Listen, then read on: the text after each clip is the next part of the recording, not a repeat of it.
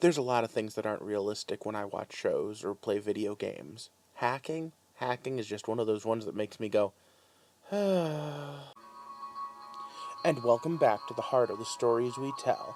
I'm Rob the host, and this is another look deep into what makes a story, a theory on storytelling by a storyteller who believes that every story has merit.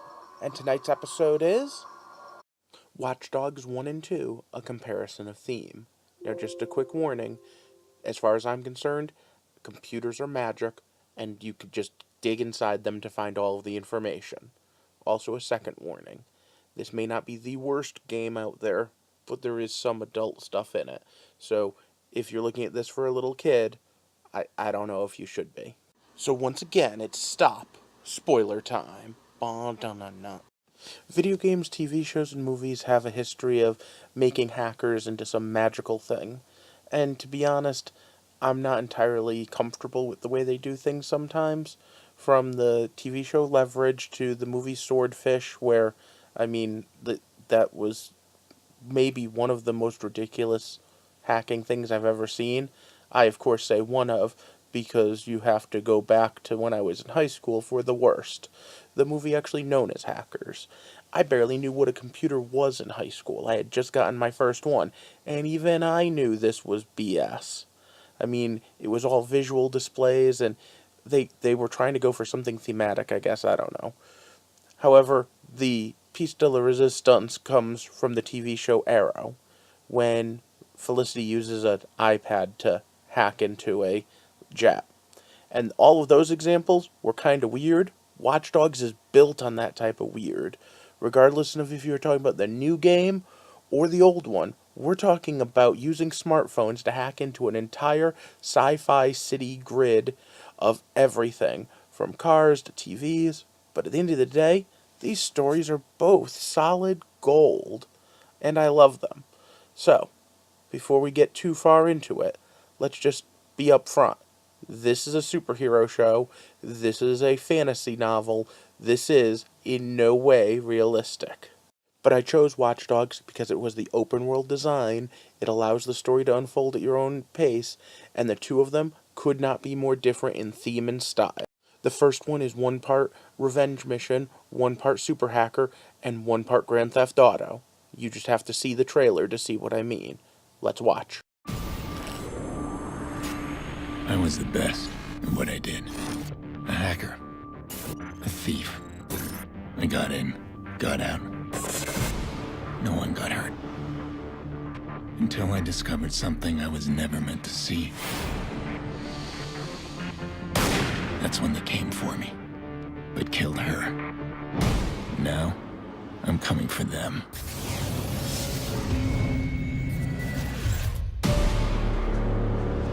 Someone ordered a hit on me. Whatever's in those files will lead me to them. You want revenge? This phone can turn the city into a weapon.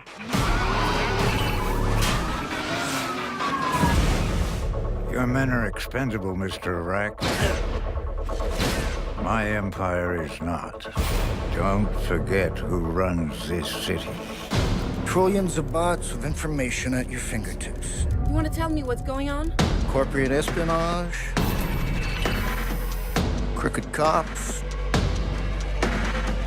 Big explosions, honey. I heard stories, man, that like nothing you ever seen before.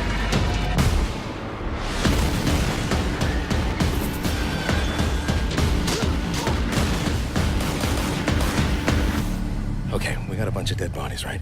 We got 40,000 people above us. We need a distraction. I want a name in that server. Suspect is behind the wheel.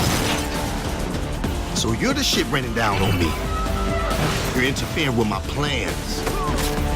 You took something valuable from me.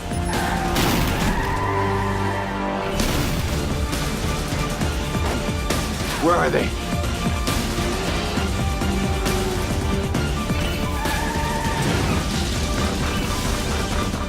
This is huge. You gotta walk away from this, man. Some things you can't walk away from. So meet Aiden Pierce. He's our protagonist.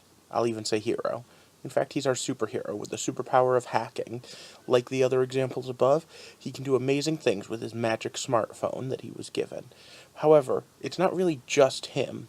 It's the way the whole world works, because it's the day after tomorrow, and CTS, and this company name is Bloom, has hooked everything together. So all of your bank accounts, all of your personal history, you remember in school when they said things like your permanent record? Yeah, that's here too.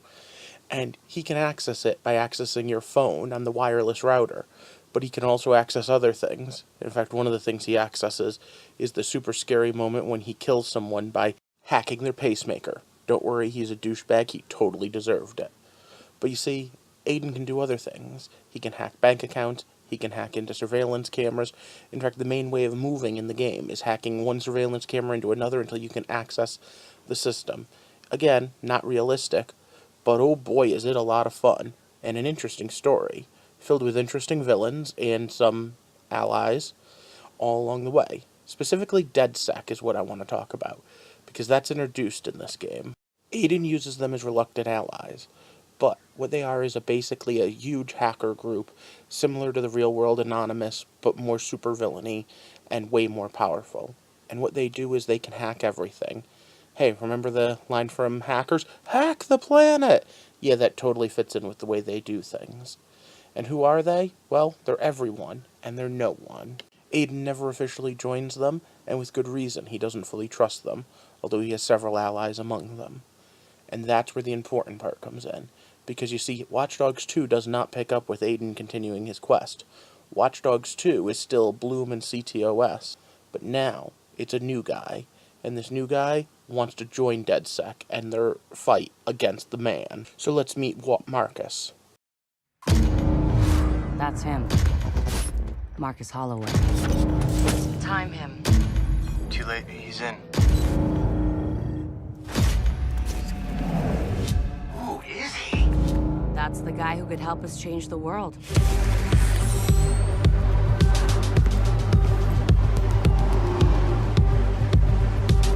Welcome to DedSec.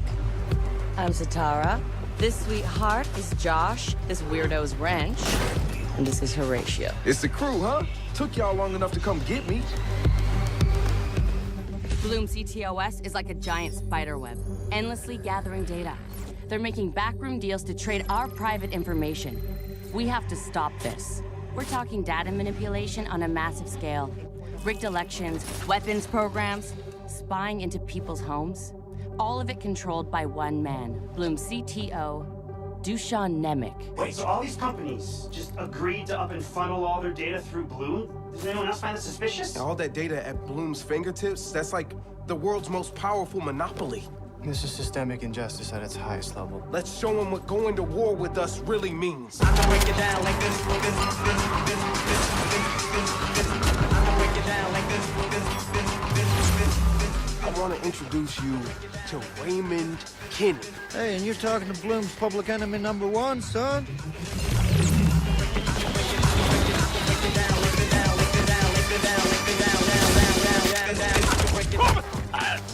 Don't go near DedSec. They're my responsibility. That, my friend, is CTOS without any makeup.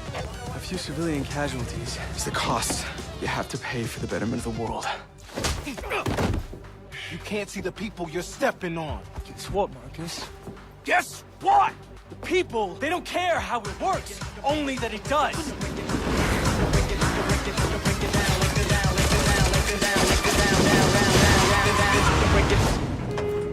Namaste.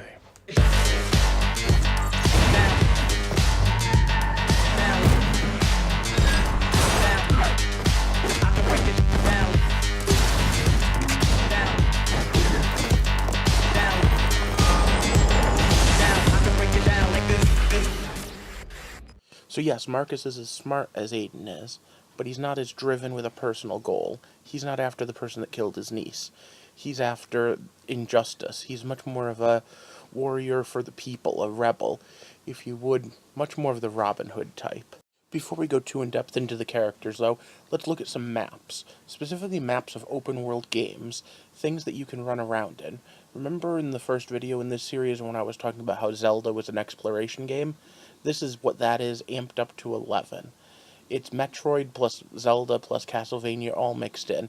It's missions hidden here and there along a map that's big enough to be an actual city. In fact, in the case of one of the Watch Dogs, the first one, it's Chicago, and the second one, it's San Francisco. But this has a long history. Back when I was playing in my PlayStation 2, Grand Theft Auto Vice City was pretty huge and big of a map.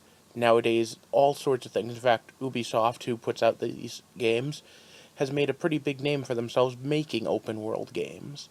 And what the difference is between open world and on a rail that we saw last week is what makes all the difference in how this story gets told. Now, Watch Dogs 2 takes it one step further, because not only can you explore in any way, but you can do the missions in any way. So maybe you're going to run this mission and use your little hovercraft, or maybe this one you're going to run and use your little jumper vehicle.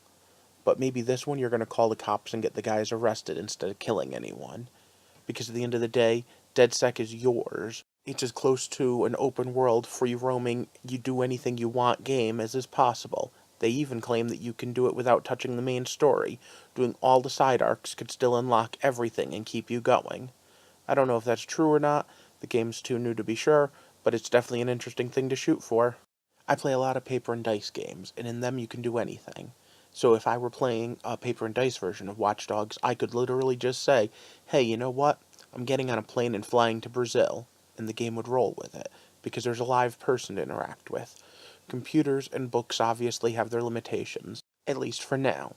But I want to talk for a moment about the way these two stories go, and the thematical difference between them. Because what is the Watch Dog experience?